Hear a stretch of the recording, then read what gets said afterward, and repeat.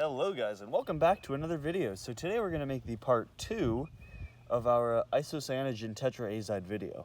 So before this video starts, I have a few announcements. The first one being I have a lot of new safety gear, including the face shield, or in my case a little blast shield, and these new plastic test tubes, which will help very much because now I don't have to do sensitive explosives in little glass test tubes. Also, I finally have a phone stand, which is what I'm using right now, which is why I can use both of my hands. So that's really, really cool.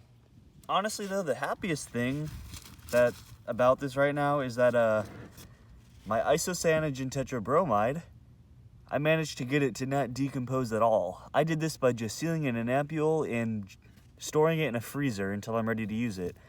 Right now, while I'm working with it, it's going to be staying in an ice bath because this stuff melts from my body temperature. So, yeah, it'll stay in there for now. You guys might be wondering why I would even make this again, because last time it exploded in my hand? Well, last time I didn't have my essential oils in my healing crystals. Now that we have everything, we are set to make it again. You can still see that bubbles are being formed as I'm adding it. Now let's try a super small amount of the reaction mixture right there.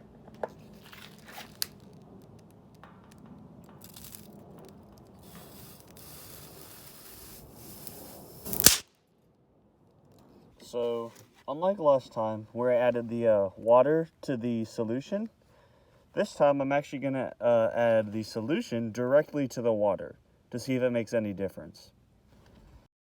So as we see right here, we're actually managing to not have it self-detonate underwater.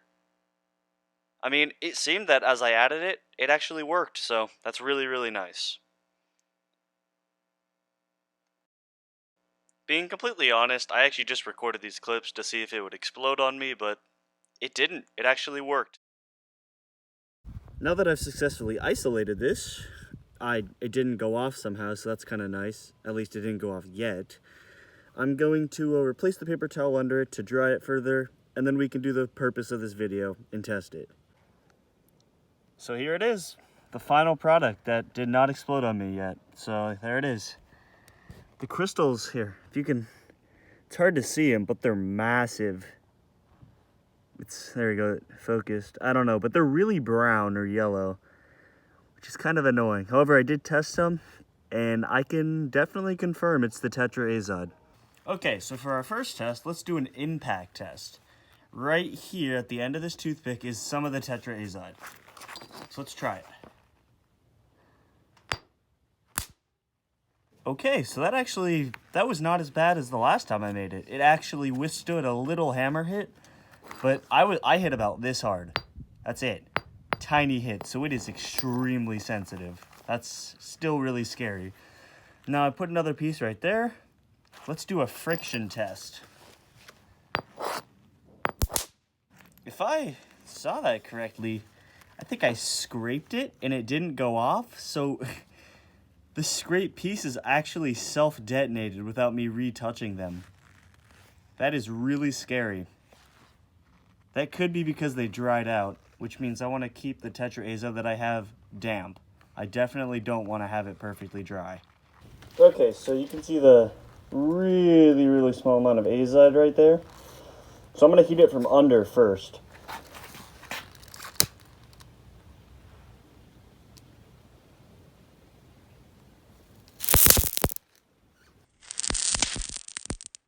That was actually a really cool effect that you saw because I didn't give it direct heat from under, so I kind of held it a little bit lower down here.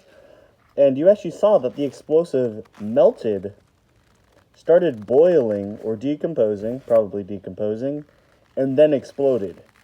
That's really cool because usually when an explosive is that powerful and sensitive, it does not melt, then decompose, and then explode. That's a really, really cool property. Now let's go to the direct flame, so I have to hold my phone on this one. Ugh, my finger's too fat to get into the lighter. Jesus. Ugh. There we go. Okay, so, right there, let's try it.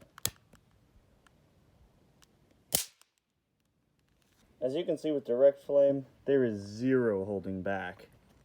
Wow. No melting at all, just instant, whoa. Just instant detonation. That's insane. That tiny amount made that big of a hole in the aluminum foil. That's pretty impressive. Just to show you how, like, insane this is, here's a little toothpick. And it's not focusing, but at the end of it is a tiny bit of the tetraazide when I was, you know, getting it off, dare I say, scraping it off of the filter paper. So let's give it a flame. Jesus. Oh. So I was thinking of other tests I could do besides the flame and impact, and then I realized that, well, C2N14, which is the isocyanogen tetraazide, like, yeah, it's got 7 moles of nitrogen gas expanding, but those carbons, they're trying not to expand, so I'm gonna see how explosive it is when I do oxidize those carbons. Now, in my opinion, I think that the best oxidizer for this little experiment is not any perchlorate, chlorate, or nitrate, but nitric acid. Let's try this.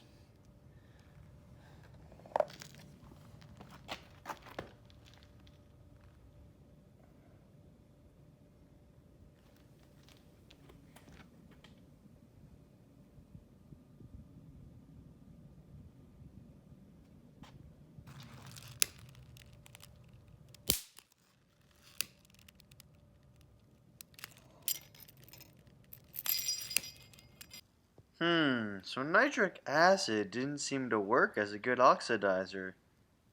What could possibly be a better oxidizer? Oh, what about manganese heptoxide?